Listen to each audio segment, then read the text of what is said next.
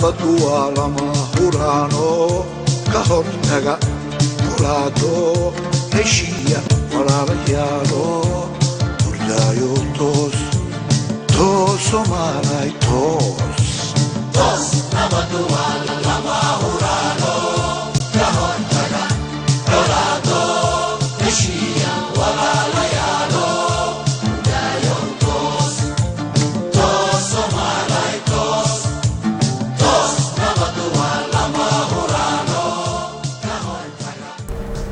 بسم الله الرحمن الرحيم السلام عليكم ورحمة الله وبركاته داود مكسو دوليدا كجوكتان كسو دوادا برنامج كدان يرد الطبات بحال جيرين كيغي ماجري استوديو لباد تي في كسومالي channel كليه مغالada نيروبي برنامج كدان يرد ايا تضبات كان سيدا اوغيدين wuxuu ka duwan yahay toddobaadii hore waxa jira tartan ay muxuu ahaa ay oo loo qabto urur dhalinyaro ah oo ku sugan magaalada Nairobi waxa tartanka soo qabanqaabiyay ururka dhalinyarada Soomaaliyeed ee Nabadoon Youth Alliance barnaamijkeena ayaa toddobaadkan waxa marti inoogu ah abwaanka weyn ee kooxda Qeeldaan cabdi shire jaamac waxaan jeclahay intaan barnaamijka aan guda galin in aan qodobka dooda bal asaga aan ugu hormarino oo ka wacyi gelin dhalinyarada Soomaaliyeed wuxuuna ku saabsanaa doonaa barnaamijkeena maxaa dhalinyarada Soomaaliyeed ku kalifa tahriibka waxaan jeclahay marka ugu horeen bal inuu noo dahfuro cabdi shire jaamac kadibna tartankii dhalinyarada iyo barnaamijka aan guda galno cabdi shire ku soo dhawow ugu horeen TV-ga Somali Channel studiyiisa magaalada Nairobi أولاً وحن سلامة يا أمد الصوماليات ملك استي جوكتو يا حالات كستي كسوغن تاي وحن قارهان سلامة يا دليردن نبدون سورتي قلينا المانت هالكان إبادو وحن إذن الله السلام عليكم ورحمة الله وبركاته قبلو يو رقبة أما بعد شركة لان هذا كيميدو رنتي وحن هادو دانا يا دليردا odayaasha daadida markay shirayaan hadii la yeero ma tago marka taa waxay keentay dhalinyaro kale halkan ku shiraysay anigoo hadalkii wada ayaa ilaa la yiri xaqana waa laga baahan marka waxaan isleeyahay maanta barnaamij kale nooma furno inaanu ka hadalno iyo Qeeldaan iyo simple waxa way Qeeldaan inta ay ku dhacday dhulkii uu joogay ka carra meeshii ujeedaduna ay tahay inuu beersi wax kororsado inuu u aadayo dalal kale u aadayo waxaan marka nasiib u yeeshay runtii inaan wax badan ka oran karo topican ama barnaamijka kan maxaa yeelay Qeeldaan u baad igu taqaaneen balse 24 sano dalkan ka maqnaa dadkii ugu horeeyay anigu ma tahriibin laakiin anigoo dalka Ingiriiska waxbarasho u joogay qamtu sidii igu dhacday marka dadkii soo tahriibay ayaa waxaan nasiib u yeeshay inaan dalka Ingiriiska ku soo dhaweeyo ama aan micnaha la kulmaba ama ha noqoto wadamada loo qaxay oo dhan marka xog aad u badan ayaa runtii aan ka hayaa oo aanan maanta halkan ku soo koobi karayn dadka ayaga maalintii ugu horreysay shaqo bilaaba waxaan ka bilaabay bishii January 91 dad soo qaxaynan airport ka ugu tago 1991 magaalada Ingiriiska inaan marka suurto geliyo sidii ay u degi lahaayeen dalka ay ku cusbaayeen oo Ingiriiska ahaa adigu xaqiiqdii wax badan baa iga kordhay oo waxyaabahan isleeyahay in barnaamijkan Qeeldaan tabliiqa inaan sameeyo waxa kalifa waxa weeye tahriibkii dadku ay tahriibeen iyo meeshii ay u tahriibeen waxa ay kala kulmeen dhibaatadii aan arkay oo gudahaan u joogay ayaa keentay inaan micnaha Qeeldaan warayaan diraan waxaan qabaa marka tahriibku of course sida aad micnaha magacaaba ka arkaysaan waxa keena waxa weeye qofku bilaadniga marka uu ku waayo nabadgelyo ama nolol uu ku waayo dalkiisa ayuu wuxuu is yiraahdaa armay jiraan meelo kale ka wanaagsan oo aad micnaha uga nabadgeli karto shidada laakiin dhalinyaradu isma weydiiyaan in la tahriibo mooyaane war tahriibku xagee ka bilowda xagee ku dhamaada inta aad micnaha tagayso ba oo ah micnaha u soo qaadanayna micnaha laba meel iyo ta inta u dhaxaysaa dibka ku jira muxuu yahay ayagoon isweydiin bay waxay maqlayaan cabdi shire ayaa Ingiriiska tagay Ingiriiska markuu tagana hadee 24 sano deganaa meesha uu ku intifaacay passport Ingiriis ayuu qaatay laakiin dharaariba waayeed war cabdi shire xaaladdu ku tagay siday ahaydii midaan hadda aad ku tagaysaa isma weydiiyaan xaqiiqdii waxaan idin leeyahay oo ay tahay igama ahan inaan leeyahay hatta riibino Ingiriiska haywaanino macnaha meesha nagu ciriraysaan igama waa iga dhabweeye kelmadda aan idin leeyahay ha noqoto dhalinyarada barnaamijka maanta ka soo qayb gashay ha noqoto kuwa iga daawanaya shaashadda oo runtii aan isleeyahay aad bay kuu garanayaan maxaa yeelay qof ingiriiska jooga oo aanan isla shaqayn ee soo tahriibay wuu yaryahay marka waxa aan micnaha in kula hadlaya ummadda Soomaaliyeed ma ahan wax topic la yiri un ka hadale waxa weeye aqoon waa aragnimo aan u joogay mararka qaar suurtagal ima ahan inaan miidiyaha ama TV-ga inaan koox gaara u sheega mooyee dhibaatooyinka aan arko oo dadka soo tahriiba soo gaara micnaha wax halkan lagu soo koobi karo micnaha ma ahan waxaan u soo taagnaa kumaankum qof ee Soomaali ah gabdhaha idinka in leeg in kuma masaalin dhalinyaro marka laga soo tago qaxida let's say aan niraan tusaalaan u soo qaadno magaalo kamid ah Soomaaliya xamar baa dadku inta badan u ka soo tagaan ayuu qofkii ka soo tagay waxa uu soo aaday micnaha Boosaasu yimid doon buu ka raacay doonta iyo dibka ka jiray iyo jactadka iyo sideeda iyo taade waa ka wada dharagsannaho xoogaal baa u tihiin midaan micnaha idin kugu soo celinayma laakiin waad ka wada dharagsantiin ama waxaad aragteen dadkii ka badbaaday ama waxaad aragteen micnaha lafihii ama waxaad maqasheenba dad badan oo ilaa hadda nolol iyo geeri meeshay jiraan aan micnaha la garanayn qoladii soo dhaafta Boosaaso oo doontaba soo raacday carabta timaada meeshay higsanaysaa waxa weeye waa Yurub markay yimaadaan hadee dadka dhulka Yurub iskale waa dad micnaha aan kugu dhig ahayn kugu dhalasho ahayn waxay dareemeen culayska qaxootigu ka hayay saa darteed shuruuc aad u fara badan ayay samaysteen oo ay leeyihiin qofka dalka soo gala laga bilaabo dal walba micnaha Yurubtu waa isku wada dhaqan weey anigu Ingiriiskan aad xoogaa lagu ahay waxa jira wax la yiraahdo Dublin Convention oo aan garanayo dhalinyaro fara badan jooga ama Greega jooga ama Holland jooga ama jooga Talyaaniga ayaa intay la soo xiriir waxay yiraahdeen Cabdi Shiro waxaan ka codsanaynaa tahriibkii ayaanu micnaha Talyaaniga ama Greegaanu joognaa badxiran baan ku noqonay waxa nagu dhacay wax la yiraahdo Dublin Convention waxa weeye Europeanku sharci ay samaysteen oo ay leeyihiin dalka Yurub kamida qof qaxootiya marka ugu horeysa hawadiisa uu soo galo ama uu soo caga dhigto fara laga qaadaa hadduu dal kale u gudbo waxay saxiixeen in dalkaas qofku meeshuu ka soo galay lagu celiyo qof baa wuxuu tagayaa micnaha Greega markuu tago Ingiriisku uu soo gudbayaa Ingiriiskii faruu ka qaadaya faraha markuu ka qaado wuxuu ogaanayaa in qofkaan uu soo maray Greega 48 saac gudahood ayaa la celinayaa oo waxa lagu celinayaa Greegi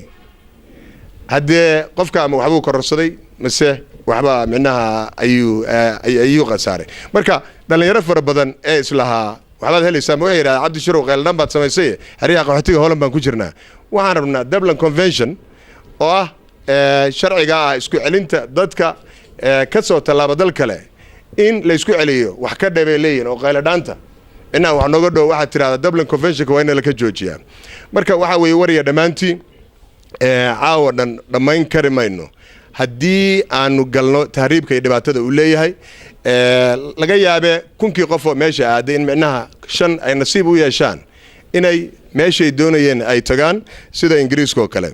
Ingiriiska hadda timaado waad la socotaan oo hadee waxa habeen walba aad ka maqashaan TV-yada iyo barnaamijyada waxa weeye dhalinyaradii lafteeda u soo qaxday waa qofkii ay suurto gasho in uu micnaha nabad ku tago dal uu ku hamiyay muddo fara badan dhalinyaradii lafteeda waad aragteen wax ay ku nool yihiin la isma weydiinayo wax badan waxaan ognahay oo runtii aad la socotaan dhalinyarada daadiina kale markay wadamada westiga tagaan dhaqankii Soomaaliya ka jiray ay xagga laftooda la tagaan qaar baa waxa laga yaabaa mooryaanimo la tagahaya qaar baa waxay la tagahayaan micnaha faraxumeyn dadkii ay u tagaan xataa la tagahaya marka magacyo iyo foolxumo fara badan ayaan micnaha mararka qaar aan kala kulanaa oo runtii Soomaaliland hadana marka waxaan leeyahay barnaamijkanu midaan saacado iyo maalmahan ku soo koobi karna ma ahan hadaan tusaalooyin yar idin soo qaado waxaad arkaysaa gabadh Soomaaliyeed inta ka baxday Soomaaliya Greega martay Ingiriiska tagtay la qabay ilma lahayd intii jidka ay sii socotay micnaha urur micnaha qaaday anaa arrin aan micnaha u taagnaa wey ninkii isqabay iyo iyada iyo wixii micnaha waa taariikh wey micnaha hebel iyo hebel wey idma lihi waa arrimo aan goobjoog u ahaa ee aan micnaha xoogaalo waxa weeye inta la maraayo micnaha waad garan karaysaa Greega la marayo Iran micnaha iyo kuma sii jirto tahriibku dhibku leeyahay marka waxaad arkaysaa rag dhalinyaro ah laftoodii aan ka nabadgelin kufsiga ee la faraxmay igama ahan inaan ku argagixinayo waa dhab weeye waa arrimo aan u joognaa waa examples waxa laga yaabaa hebel weeye ma lihi laakiin dadkii micnaha arrintan ku dhacday way ogyihiin ama ehelkooda ama familkooda marka waxaan idin sheegayaa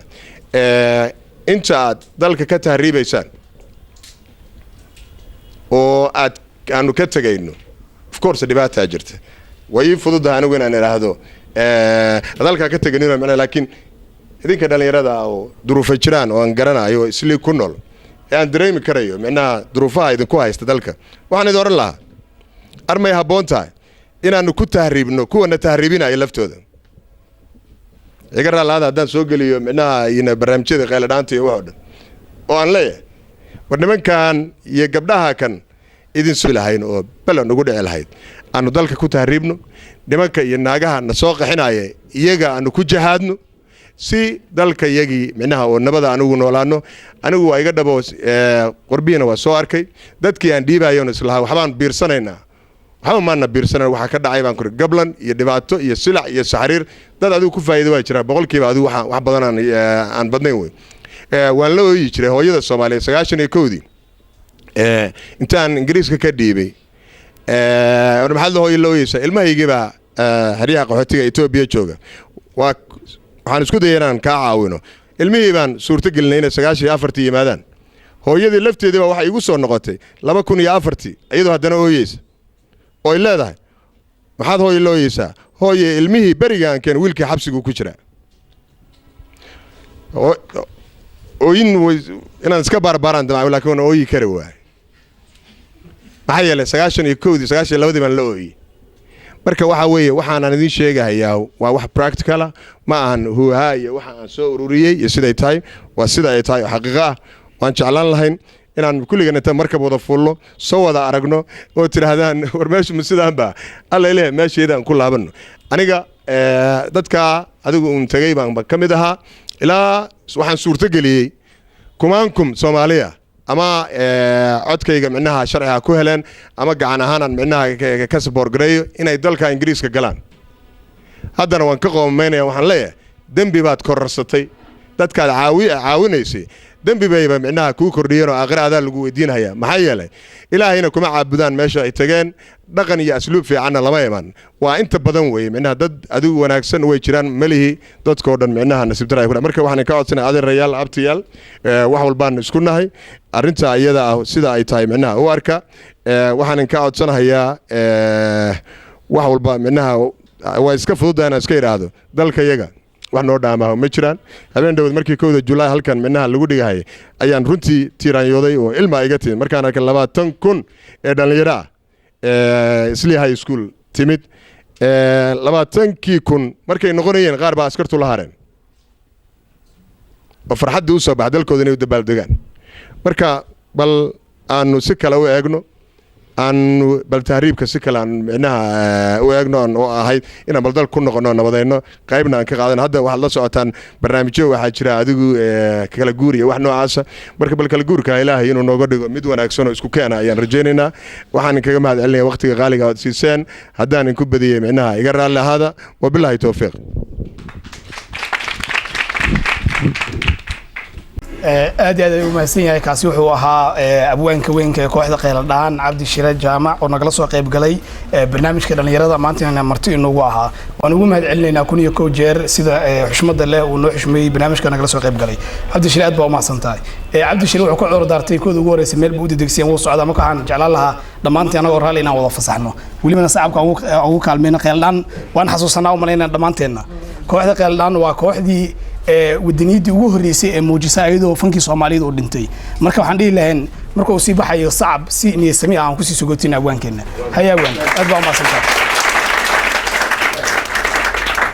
waxaan jeclaan lahayn barnaamijkii gudaha u sii galno maalintii dhaweyd wax labada koox ay tartamay waxay ahaayeen Samadoon iyo Wadani waxa ay guusha raacday Samadoon oo finaalka fadhida waxay sugi doontaa waa iskaashato iyo Golden kooxdii groupkii soo baxay markaas hadeertaana waxa tartanku u yaala waa iskaashato iyo Golden bal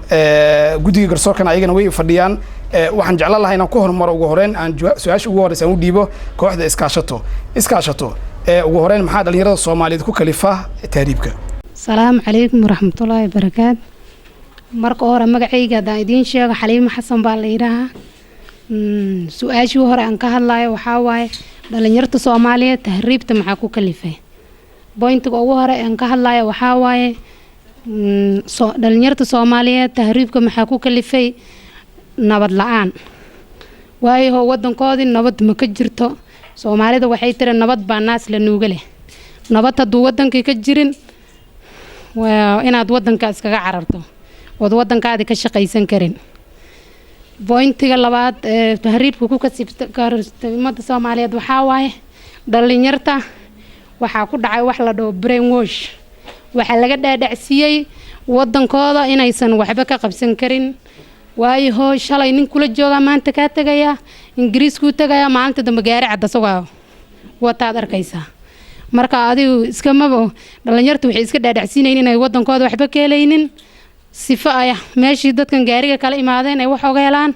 ayagan halkaas ay u tahriibayaan waxa kale wadanka ka jira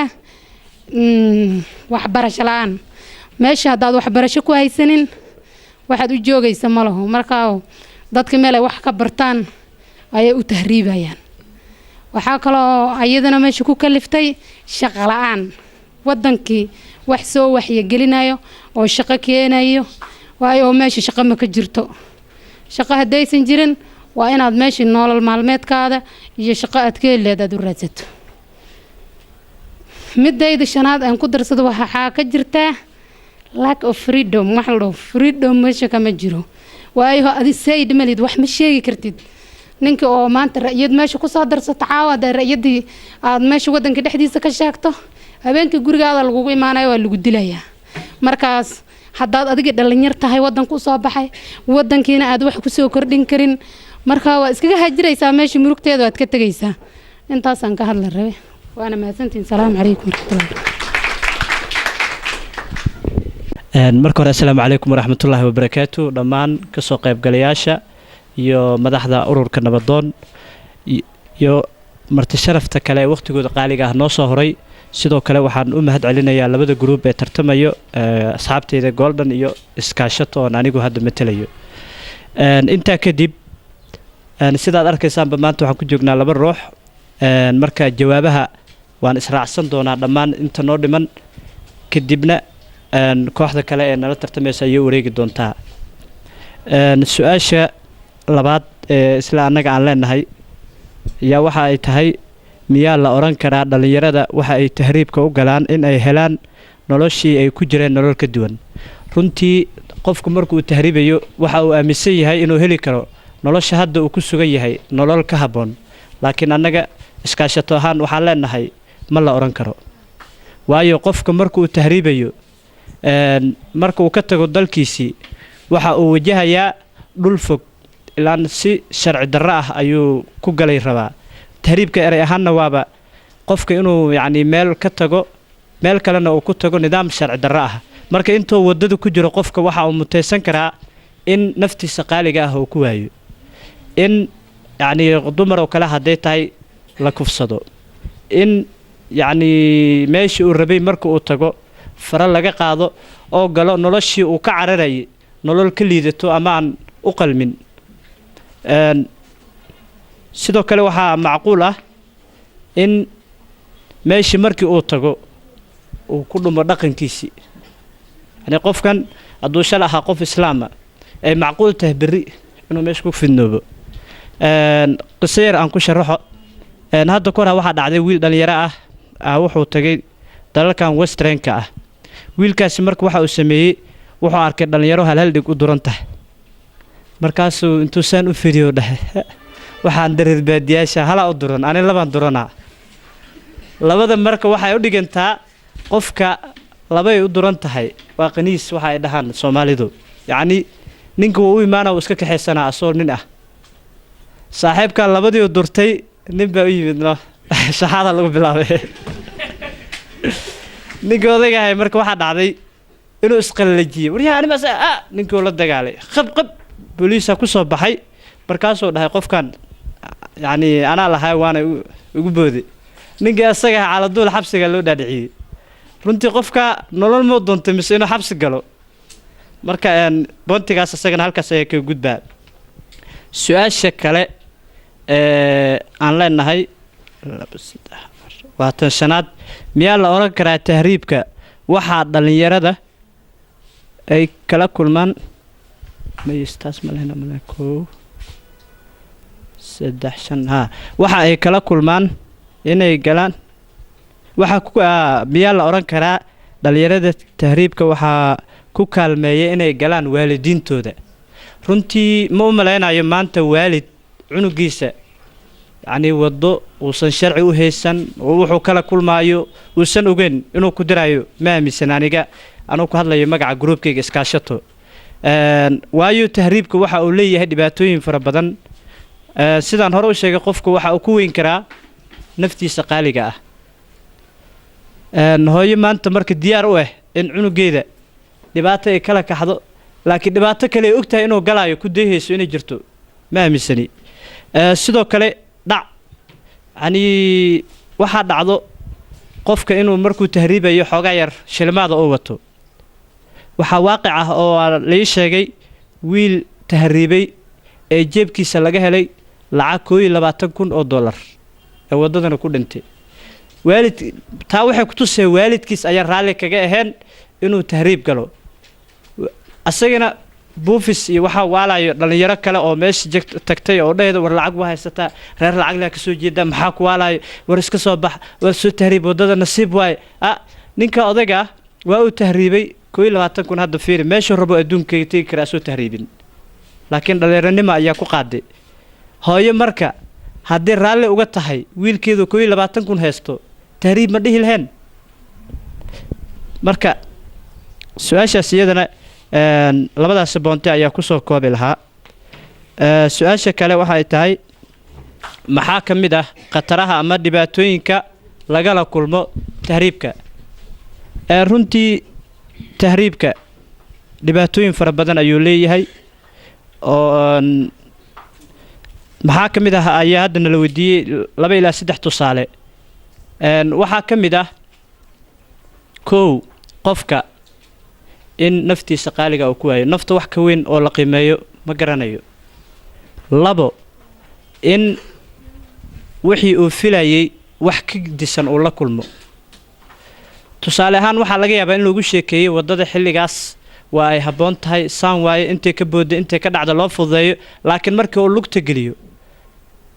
koowaadba xabsi iska laqo fiina weeto waayo dawlad iyo wax ka dambeeyo oo u doodayo ma leh in yani qofka xorriyadiisa mar labaad uu ku waayo marka saddexaad in qofka naftirkiisa sidaan haday sheegayba dhaqan ahaan asagii uu ku lumo dhalinyarada qaar mararka qaar tahriib ku duceystaan waxa la hadniyo bal haday qeyr ku tahay Allah ku sahlo taa macnaheedu waxa waaye qofkii shalay nolol xun oo iska yara dhibaato maalina uu qadaay maalina uu qudanayo uu ka cariray laakiin haduu diinka ka fidnado dhibaato iyo xanuun ka weyn miyaa jirto maalin kasta waxaan aragnaa hooyooyin caruurtooda soo musaafirinayo iyadoo Soomaaliya waxa ka dhacayo aan ognahay oo annaga xataa dhalinyarada hadda aan isaga soo cararnay haddana nolosha cunugeeda oo u socday ayay ogaatay oo waxa laga yaabaa cunugii inuu iska raacay dhalinyaro Kristaana ku dhaqan noqday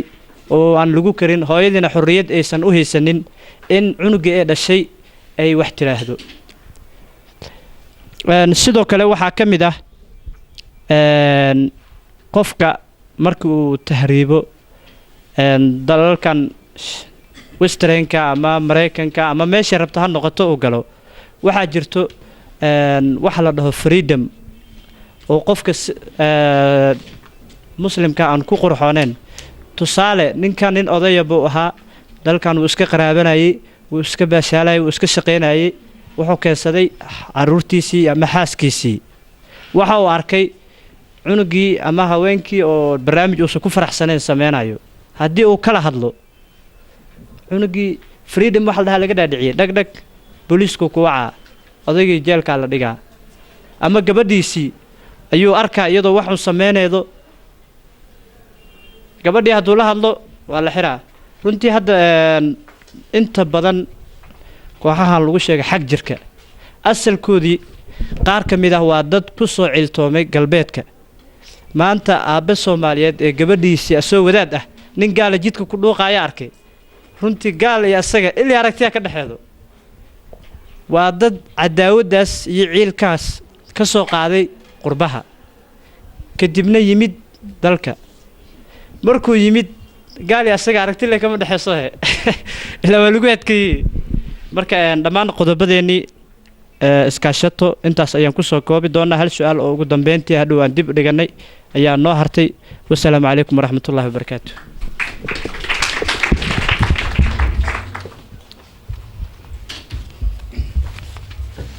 aad iyo aad ay u mahadsan yihiin groupka iskaashato iyo sidii su'aalaha ay nooga jawaabeen intaan u gudbin bal muxuu ahaa Gordon waxaan jeclaan lahaa bal dhankaas hal gabar inay nooga istaagto dhanka gabdhaha waad istaagtaana su'aal baan soo wadaa الله إلهي ما متفوض بنقضون تام سميد علوس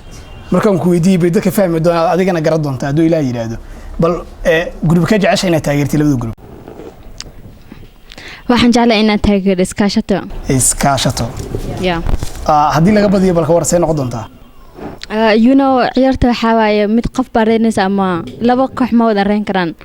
so kooxda reeysa aan taageersana markaa and I wish all the best group iskaashato dhanka wiilasha dhankooda bal mar loo gudbi yar wiilkii saagsan ugu horeen yaa muxuu aan ku weydiiyo bal yaa jeceshay inaad taageerto labada group waxaan jeclahay groupka Golden inaan taageero Golden waxaan u maleeyaa marka loo guriyo oo kala bixi doontiin saas oo maxaad ku taageertay Golden sideedaba sicirka dahabka hoos uma dhacayo kor u buu socdaa على أدب مسيحي وحجري دون أبان مرنا وحينو قفك كوحديس مركز كوجوليسته سجنا مع مربع صيد وأنا مكو برنامج كسوق بجبوه وحين نقطة وموينات دون تام يراد دون تام كان صبح إحنا بارك دونتين داود ولي واحد إحنا وجرنا برنامج كده يراد وتضبط كي بهالجرين كذي ما يجري استوديو على بعض تيفيك الصومالي channel وكل مجال نيروبي برنامج كده يراد أيات تضبط كانوا حكوت التما يلبق جروب إسكاشات يجولدن هرنا وحوجت التما سمدون يودني وحاسوب بدي سمدون أو فينال كفردية وحنسوقنا وإسكاشات يجولدن قاعدة فينال كتكتا مركب وحنجعلنا يبل إن عندك وجودنا جولدن miyaa la oran karaa dhalinyarada Soomaaliyeed waxa taariifka ku kala faraja la'aan ay ka qaadeen dagaalada aan dhamaadka lahayn ee ka socda dalkooda Gordon miyaa la oran karaa dhalinyarada Soomaaliyeed waxa taariifka ku kala faraja la'aan ay ka qaadaan dagaalada aan dhamaadka lahayn ee ka socda dalkooda waan leeyahay maxaana ku qalafay sababan soo socdo mid u horeysa amni la'aan saan ognahay amni la'aan waa nidaam la'aan kala dambeyn la'aan taasoo keenayso wadan la'aanka ka jirta wadanka amni la'aanta ka jirta wadanka midda marka ruuxa shakhsiga hadduu amni waayo ama waayo nabad waayo maxay ku kalifaysaa inuu wadanka iskaga cararo oo meel uu nolosha kula cararo ooga ron meesheeda talabaad maxaa weeye waxbarashada wadanka oo liidato marka laga reebo meelo yaryar oo lacagtooda badan tahay oon dadkooda awoodin maxay ku liidataa wadanka waxbarashadiisa maxay ku liidataa aan dhihi karnaa shahaadadka wadanka oon la aqoonsanayna oo haddaa meel kale la tagta aan laga aqoonsanayn musuqmaasuq ka jira goobaha waxbarashada ayadana kuliyad waxbarasho ayadana aan midnimo ka jirin ayadana jawaabtayda saddexaad aan gudbayaa maxaa weeye caafimaadka wadanka oo asagana gacanta u galay dad ganacsato ah oo say rabaan dadka oo la dhaqmahayo marka ruuxa bini'aadmiga hadduu nolol abduu waayo caafimaad waayo asagana way ku kallifaysaa inuu wadanka iskaga tago sababtu tahay haddaad tagto meelahan koobahan waxbarashada maxaan dhihi jiray caafimaadka ee dadka shakhsiga u furan yahay lacag badanaa lagu dhahayaa dadkao dhanna ma awoodaan inay gooyaana marka ruux asagoo xanuunsan yaa laga yaabaa inuu iska tagaba oo nafta la cararo midda afraad jawaabteeda afraad maxaa weeye ayadana dhaqaalaha waddanka oo isagana gacanta u galay dad ayagana fara ku tiris ah oo nin kastaba nin kale kula tartamahayo hebelin kaa dhaqaala badnaan marka haddii taas hadday dhacdo dhaqaalaha waddanka hoos u dhaco dhaqaalo badan hadduu jiro waddanka oo dhaqaalihi hoos u dalo dad uu gacanta u galo maxay noqonaysaa inay shaqo la'aan meesha ka soo baxdo oo dadkoo dhan ay shaqo wada helin marka ruuxaan shaqo haysanin waddanka kuma noolaan karo asagana sababtu tahay mustaqbal baad rabtaa laga yaabo inaad nin 20 iyo dhowr jir tahay oo aad ama gabadh aad tahay mustaqbal baad rabtaa waalid baa ku sugayaa qaraabaa ku sugaysaa caafimaad u baahan kartaa wax kasta u baahan kartaa marka maxaan dhihi lahaa waxyaalaha qodobada aan soo sheego oo dhan yaa ruuxa bini'aadamka ku kalifaysa inuu waddanka iskaga tago oo waddan kale qurbo inuu iska aado السلام عليكم ورحمة الله وبركاته maxaan ku xigsiinayaa Salma Assalamu alaykum magacaygu waa Salma Mataan waxaan ka socdaa groupka Golden qaas ahaan waxaan salaamayaa groupkayga kooxaha ka tirsan waxa way mowduuca inta soo istaagina ka hadlo qofka tahriibay ma qof shakhsi ah nolol raadis ah aniga waxaan aaminsanahay waayo wuxuu ma jirto rajo nabad la'aan ah iyo nolol nabad la'aan ah waayo nabadu waa nolol boontiye kooda inta ka sheegay waxay tahay qofka tahriibaya wuxuu inuu helaa aamin buuxa inkastoo meelaha qaar aysan lahayn aamin buuxa sida South Africa oo kale laakiin way dhaantaa Soomaaliya boontigeyga labaad inta ka sheegay waxay tahay wuxuu helayaa shaqo tayo leh shaqo wanaagsan oo ku kaafiya noloshiisa iyo nolosha reerkiisa waayo qof walba wuxuu ku yimiyaa sidoo reerkiisa oo meel mari lahaay boontigeyga saddexaad inta ka sheegay waxay tahay wuxuu helayaa waxbarasho tayo leh iyo shahaado wanaagsan waayo bari kamaan waxbarashadaas wadankiisa wuxuu ugu qaban karayaa iyo qurbaa oo ka helaya fikrado wanaagsan waayo hadeertan Soomaaliya waxa ka jirta nabad soo asaasan saacadan waayo qof walba oo laabto dib u laabto wuxuu la tagayaa fikrad wanaagsan waayo uu ku fikirayaa qurbaha boontigeyga shanaad intaan ka sheegay waxay tahay qof walba qofka tahriibay wuxuu inuu helo nolol aan cabsi lahayn yani sidoo uga bixi lahaay nolosha cabsida badan leh una heli lahaay nolol joogto ah yani nolol wanaagsan waayo qof walba wuxuu jecel yahay inuu helo nolol wanaagsan nabaduna waa nolol halkaas uga baxay Assalamu alaykum warahmatullahi wabarakatuh waxaan salaamayaa ugu horeyn kasoo qayb galayaasha sharafta leh oo wajiyadooda farxadda ka muuqato sidoo kale ururka nabadoon oo ah kuwa noo qabtay xafladan sidoo kale quruxda badan sidoo kale churchka dadka noo ah waa salaamayagana ururka iskaashato waa salaama Faisal adigana kuma hilmaamo ku salaama gaar ahaan waxaan salaamayaa Golden Group السلام عليكم ورحمة الله وبركاته magacayga waa Farxiin Maxamed Cawaale boole waan ilaahay haddaan ka hadlo waxaan ka jawaabaynaa question-ka lixaad oo ah waalidiinta raali kama aha dhalinyarada inay tahriibaan dhalinyarada ka dhuntaan marka su'aasha intaan galin answerkeeda waxaan jeclaan lahay in aan wax ka dhaho ereyga tahriib wax kasta horta markasta dhaguun uga soo dhacaa ereyga tahriib waa maxay horta sidiisa Greek world miya Latin miya Soomaali miya maxaa waaye ereyga tahriib macna ahaan waxa waaye erey Carabi ah waa erey Carabi ah ereyga tahriib macnihiisuna yahay safar sharci darro ah oo lagu gudbayo wadan kale ereyga tahriib haddaan taariikhdiisa sida Soomaaliya ku sii gala wax yar aan ka sii taabto tahriib ma laga aqoon Soomaaliya barigii nabadda jirtay waayo anaga barigii nabadda jirtay Soomaalida waxay u bixi jireen dabadda ayagoo si sharci ah ugu baxo dana kala duwan oo taga caafimaad u tago waxbarasho u tago sharci darrana ma ahaan jirin laakiin wixii ka dambeeyay qarankeeni markii burburay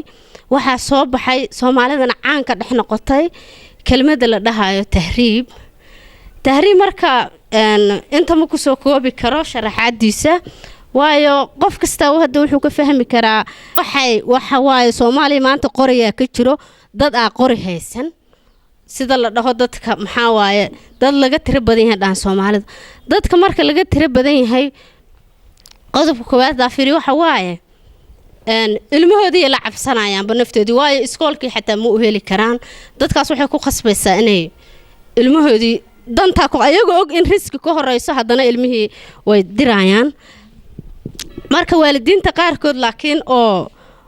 ma fahamsana dhibka ka jiro ugu horeeya wadankan ay u dirayaan boos ay u gadayaan cunugii waa la dirayaa boos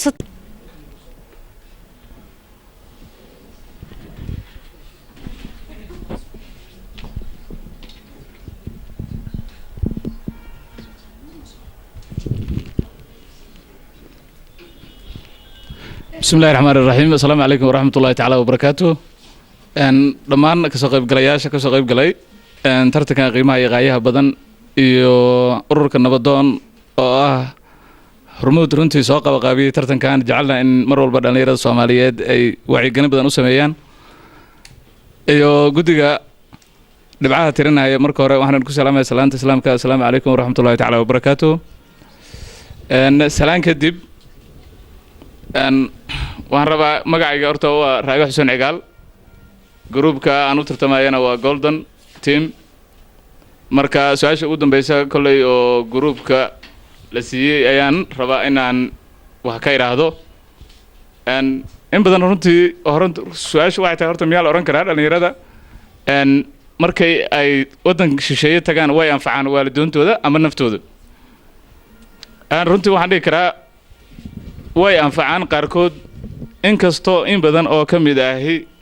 ay waxyaalo badan kala kulmaan markii ay dibadaha tagaan ugu horeyn qodobka koobaad waxa waaye dadka qofku markuu uu tago wadanka shisheeye ma yaqaano luqadii wadanka waxa dhib ku noqota luqadii inuu barto marka labaad dhaqankii wadanka oo aqoon dhib badan buu kala kulmaa waxana qasab markaas ku noqoto inuu dhaqanka wadanka barto labadaas qodobi waxay sababaan qofku inuu ama nolol mustaqbalna ku noolaado ama nolol xun uu ku noolaado hadduu luqadii fahmi waayo wuxuu isku dayaa si kasta oo noloshiisa ku manage gareyn karo ha xumaato ha samaato inuu noloshiisa galo markaan u soo laabto in badan oo ka mid ah dhalinyarada ahi waxay anfacaan waalidiintooda iyo naftooda intaba waxbay bartaan wayna shaqaystaan sidaas daraaddeed naftoodana way anfacaan waalidiintoodana way anfacaan qodobka afraad dhalinyarada inta badan ee noloshooda la dagaalanta dhibaatooyinkaas ee tiro badan oo qurbaha lagala kulmo ka badbaadaana waxay anfacaan walaalahooda ay uga tageen wadamada ay dhibku ka jiro oo ayagoo ay ka carareen waxay ka anfacaan ruuxii dhalinyarada ama wiil ha noqdo ama gabar ee la dhashay waxay geeyaan waxbarasho tayo leh oo fiican ayada oo wadanka inta ka soo qaado wadan kale waxbarasho u geeya qaarkood waxay u sameeyaan wadanka inta ka soo qaadaan wadamada kale sida Kenya oo kale hadda aan joogno inay kaga abuuraan dhaqaale meel dukaan ay geeyaan ay yiraahdaan ganacso ruuxuna uu noqdo ruux isku filan oo nafsadiisa ku filan waxay soo qaadaan oo kale in dhalinyaradii qaarkood ay soo celiyaan oo meel kale inta geeyaan ay yiraahdaan inaad ganacsato nolol kale ka bedeshid ruux markii uu tago qodobka lixaad oo ugu dambeeyay dhibkii uu wadan badan kala kulmay dhalinyaradu waxay bartaan runtii wax shay qaali ah oo ah markuu dhib badan uu la kulmo wadankiisa xasuusto oo dadkiisa xasuusto oo diinta islaamka oo ah shayga ugu qaalisan ee qofku uu haysto oo soo xasuusto ruuxii dhibaatadaas ee tirada badan aan soo sheegay oo ah qofku in uu dhaqankii ka dhumo in diintii ka dhunto in uu noloshii hore uu ka jiray nolol ka dhib badan uu galo oo gaangis noqdo asagii la xiro oo dhib badan uu la kulmo marka laga soo tago ruuxii waxaa ku beerma wadani jacayl wuxuu ogaadaa wadankan asaga uusan lahayn dhibka ugu nool yahay hadduu wadankiisa ku noolaan lahaa inuu maanta intaan ka fiicnaan lahaa marka waxay dareemaan ugu wanaagsan dhalinyarada markay halkan tagaan wadani jacayl taas oo ku sababta ruuxu inuu dhalinyarada kale ee walaalihiisa ay wadanka joogto oo yiraahdo wadanka meel dhaanta male ee wadankiina ku laabta nabadeeya iska daaya waxyaalaha xunxun oo runtii inta laga soo hadlay aan rabo inaan ku laaban marka intaasaan ku soo gabagabinayaa qodobkayga والسلام عليكم ورحمة الله تعالى وبركاته.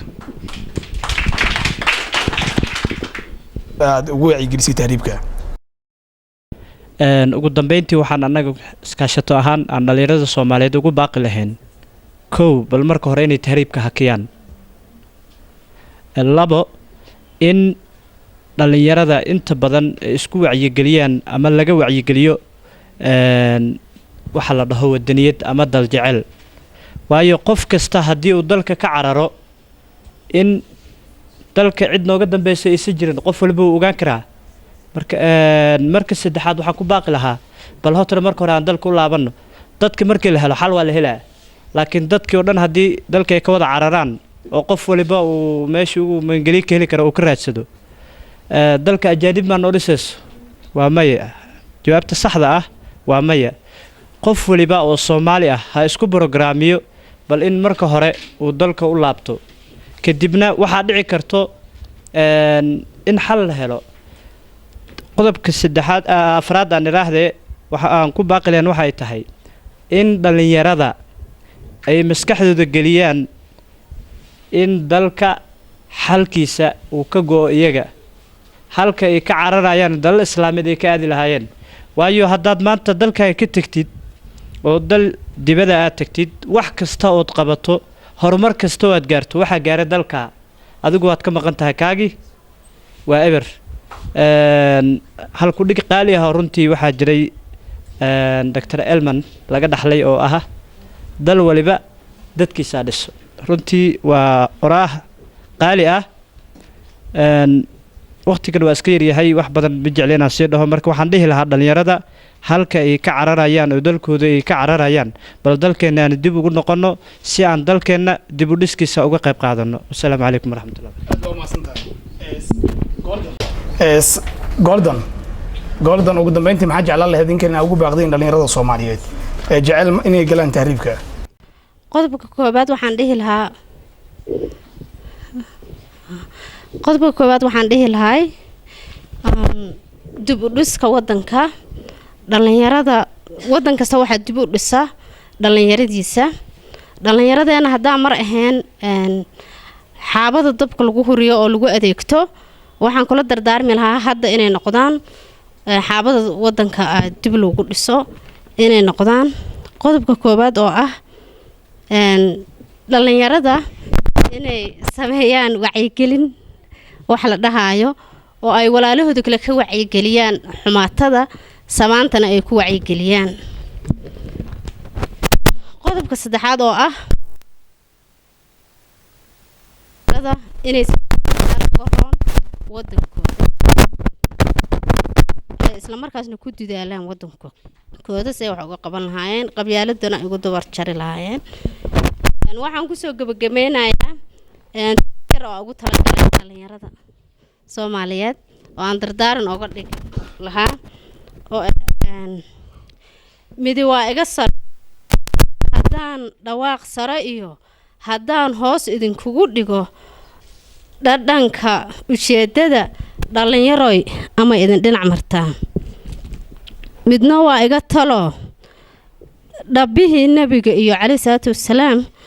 ku dhega xariga rabbi dhabbaha diinta iyo dhaqankii wacnaa qaata midna waa iga digniin dhalinyaroy midna waa iga digniin dhalinyaroy ha tahriibinina dhabbahaas habowsan iyo dhamac kulul ha aadinina midaan dhul iyo dhaqan kula ahayn dhiigiina dhuuqaaya ha dhaweysnina dhalinyaroy dhulkoodana ha aadinina midna waa iga dardaarin dhallinyaroy dhulkiina dheeftu taallaa ee miraha ku beera dhaafa doonta ku tahriibaysaan ka baddaas buuxda dhallaankiinana dhaxal u reeba asalaamu calaykum waraxmatullahi waxaan soo gaarnay guntii iyo gunaanadkii barnaamijkii dhallinyarada intaana u gudbin guddiga garsoorka waxaan jeclaan lahaa hal qof dhanka wiilashaan ka bilaabo ugu dambeyntii maxaa jeclaan lahayd inaa ugu baaqdeen dhallinyarada Soomaaliyeed ka soo qaybgalayaasha midda koowaad dhallinyarada ugu baaqi lahaa waxay kamid tahay inaan dhisno wadankeena hooyo aan dib ugu laabano aan dadkan walaalaheen ma jiraan kuwa tahriibka laga joojiyo laakiin aan ka discuss gareyno kuwa macal gangsterka noqday inaan ayagan wacyi gelino oo aan wadankeena macaa dib u dhis u sameeyno wadan dhalinyarada dhisato odayaasha sharadka way duqoobeen maalin walba xabada nagu wadaan annagana ugu shaqeysana annaga dabkiisa horeeyna waxa qoriga wato waa dhalinyarada sababta ugu reebi karna qoriga maxaa waa midda kale telefishinada idaacadaha waxa u baaqi lahaa 30 daqiiqo maalintaas yaan dhalinyarada u sheegaa wadiniyada waxay tahay ina soo qaabisa xornimada amaanta haysana inay 13 wiil oo Israa'iil kamid ina keeneen maanta rag badan oo aqoon leh alheela oo nabad noo dhali kara marka waxaan ugu baaqi lahaa telefishinada iyo idaacadaha inay maalintii 30 daqiiqo siiyaan inay noo siiyaan nabadiisa waxay tahay macaanideena baraan assalaamu calaykum waraxmatullahi wabarakaatuh dhalinyarada Soomaaliyeed inta badan waxa ku kalifa tahriibka in ay helaan hanti ama lacag ama qarashaad si ay noloshooda u bedelmato ayaga oo ka cararaya xaaladda ammaan darro ee ka jirta gudaha dalka Soomaaliya oranayana ama ku dayanaya qaar kale oo tahriibay markii ay galaan wadamada ay u tahriibeen ayay waxay saaxiibadood u soo sheegaan in ay heleen ama shaqo ama meeshii ay gaareen qof kasta oo markaas haminayay in uu tahriibo wuxuu niyadda gashanayaa tahriibka sidaas ayuu macnaha tahriibku aadayaa tahriib haddaan macneeyana macnaheeda waxaa weeye tahluko waa halaag waa qar iska tuur ama waxaad filanayn ku dhac marka qaar badanna waa ay ku dhintaan oo waxaa lagu tuuraa doomaha iyo badaha sida aan ogsoonnahay qaarna waa ay gaaraan kulleyba aniga intaas ayaan ku soo koobi lahaa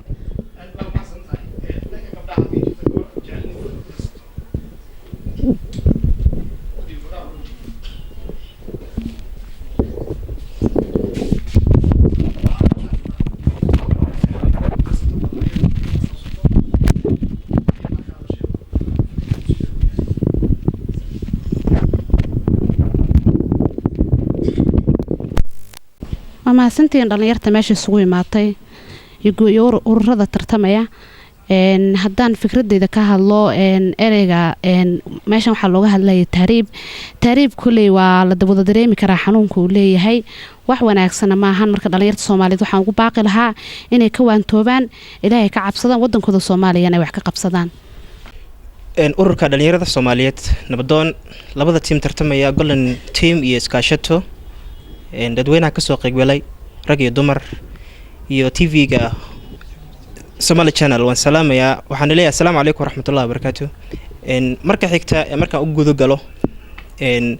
su'aalaha dadka isweydiinayaan fikirkayga ayaan ka dhiibanaa insha Allah intaan ka dhiiban magacayga Anwar ayaa la yiraahdaa tahriibka ummadda Soomaaliyeed gaar ahaan dhalinyarada waxa ku kalifa inta badan dadku waxay isku raaceen in nolol ay raadinayaan nolosha waxa ka horeysa qofka inay tahay aan aaminsanahay in nabad darteed inay uga carareen wadanka nabad darro ka jirta darteed Soomaaliya waa urtahin xaaladda ay ku sugan tahay dhibaato ayaa ka jirta dhibaatadan waxa u horseeday amni darrada ka jirta ummad Soomaaliya oo kaliya haddii aan wadanku oo ahaa lahaa wadan iska nabadoon waxaan dhihi lahayn nolol ayay raadinayaan dhalinyarada laakiin last 8 years oo kale 8 sano ugu dambeysay oo kale dadka ma aysan raadin nolol waxay u tahriibayeen waa nabad darro ka jirto wadanka Soomaaliya oo kaliya marka asal waxa uu ah nabad darrada ka jirta wadanka Soomaaliya fikirkayga inta ayaan ku soo koobaya waxaan ku waalinayaa dhalinyarada Soomaaliyeed inay ka digtoonaadaan tahriibka dhibaatada uu leeyahay waa aragteen hadda maalin walba waxaad u aragteen idaacadaha iyo TV-da marka ka dhageysataan dhibaatada ayaa laga hadlayaa waxaa la leeyahay dad baa dhintay dad biya wadadii ku dhintay badihii waxyaabo badan hadda heer waxaan maraynaa wadamo badan xataa buurihii ku dhimanay dadkii marka inta taa ayaan ku boorin lahaa insha Allah taala waxaan ilaahay ka rajaynaynaa wadanka Soomaaliya inuu nabad nooga dhigo Soomaalidina isfahamto assalaamu calaykum aad waa mahadsantahay dhanka gabdhaha hal gabar ayadana ugu dambeyntii ku soo gabagabaysaa labaad waxaan salaamayaa qabanqabayaasha ururka tahriib horta markii laga hadlayo in badan waxaa la saaraa qaladka dhibaatada wadanka ka jira dhalinyaradiina tahriibaysaa horta kow dhibka wadanka ka jira yaa keenay qayb idinka ka mid ayaa keentay marka miyaysan habboonayn intii dhalinyaradu ay tahriibi lahaayeen in ay macnaha ayagu dib isugu noqdaan ee ay dhahaan dhibaatadan wadanka ka jira annaga ayaa naloo adeegsadaa dhibaatadan aan iska dhaafno teeda kale markii ay dhalinyaradu ay tahriibayaan waad aragteen doon ay bay raacaan doontu ninka doonta raacayay qof intuu ka buuranyahay horta badda lagu tuuraaba sidoo dhanba culaysna maba ogola inta soo hadhana waxay ku daadiyaan saxaraha marka wadanka markay tagaana dhibaatada ugu horeysa waa la ogyahay bahalku waa dheer yahay dhibaatada kale waa sideeda marka waxaan u baaqayaa dhalinyarada Soomaaliyeed inay iska dhaafaan tahriibka ay wadankooda joogaan kana ilaaliyaan tahriib dhibaatada dibna ay u dhistaan wadankooda. Assalaamu calaykum warahmatullahi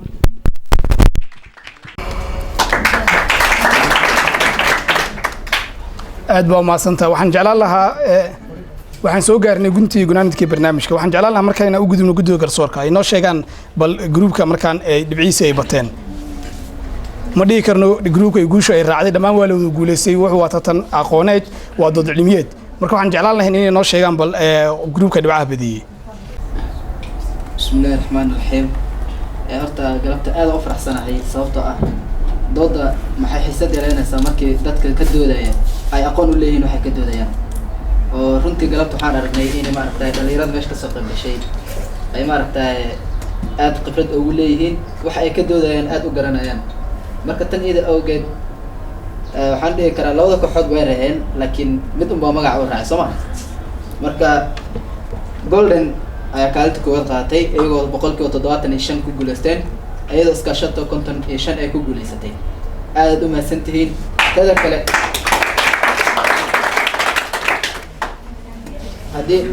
haddii maaragtay wax yar aan ku darsado waxaan dhihi lahaa horta galabta waxa aan ka hadlayno waxay ahayd tahriib samayn marka tahriibka horta maxaa laga tahriibaya marka horeysa wadanka adiga iskale yaad oga cararaysaa waa may Soomaa wadankaadi wadan qof kale inta soo saaray intuu ka soo shaqeeyay oo wax maaragtay uu ka soo saaray aad u ordaysaa resources ina soo wadankaadina waad ka tagtay fadlan waxaan dhihi lahaa wadankeena dhisna oo maaragtay aan wax ka soo saarna oo maaragtay dadka kale sanadaha soo socdaan si ay maaragtay ayagan ugu soo tahriiban haddii Soomaaliya maanta nabad ahaan lahayd the last 20 years maanta waxay ahaan lahayd all the Africans including South Africa inay maaragtay noo soo raadsadaan nolol Soomaaliya marka dhalinyarada hadda annaga weeyaan generation maaragtay Soomaaliya wax ka dhigta marka fadlan garbaha soo qabsana si maaragtay aan wadankeena meel maaragtay u saarna maaragtay qurban iyo waxaan uga tagno bismillaahi raxmaani raxiim aad iyo aad ayuu mahadsan yihiin guddiga garsoorka guusha yay raacday waa golden soo maahan laakiin dhammaan waana wada